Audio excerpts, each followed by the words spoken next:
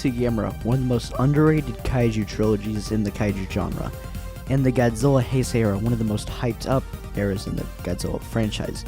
In the past, I've already pinned the two main monsters against each other, but what if Gamera fought the other monsters in the Heisei era?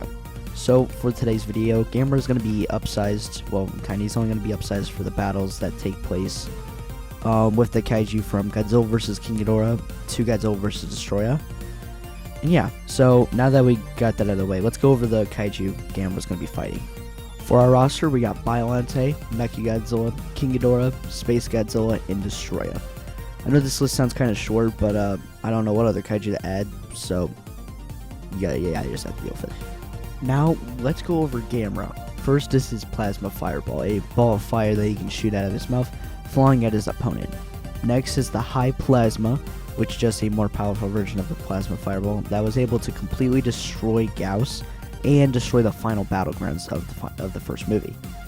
Next is Fire Breath, where he just shoot fire. It's pretty explanatory. Next is Shell Cutter, where Gamera can cut an opponent with the edges of his shell, spinning really fast. Then it's his Regeneration, which is shown to be really fast in Gamera 3. He was able to close up his wound on his arm when it got cut off. And in the other movies, he goes into a short hibernation and where he focuses all his power on healing his wounds. Gamera is also shown to have the ability to use his mouth to bite kaiju and use his claws to stab and deal damage to them as well. And we cannot forget that he can fly. Okay, now that we know about Gamera, let's go into the battles, starting off with Biollante. Now, the only real trouble Gamera would have is Biollante's arms, but he could slice them off or bite them off. Then he would just use his High Plasma to blow her up. So, low difficulty, Gamera continues. Now we got Mechagodzilla. The same for Biollante. Gamera would not have much trouble. Only trouble being Mechagodzilla's missiles, but Gamera would be able to block him with a shell. So, lowish to middle-ish difficulty for Mechagodzilla. Now it is time for Godzilla's biggest nemesis, King Ghidorah. Ghidorah is a three-headed dragon.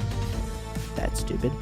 Gamera's main trouble would definitely be Ghidorah's pure size and his gravity beams, but again, Gamera would be able to block them, and if the fight went to the skies, Gamera would also not have much trouble, especially with his Shell Cutter, which won't be able to pierce Ghidorah, but could shear off some of his protective armor, scales, whatever you call them.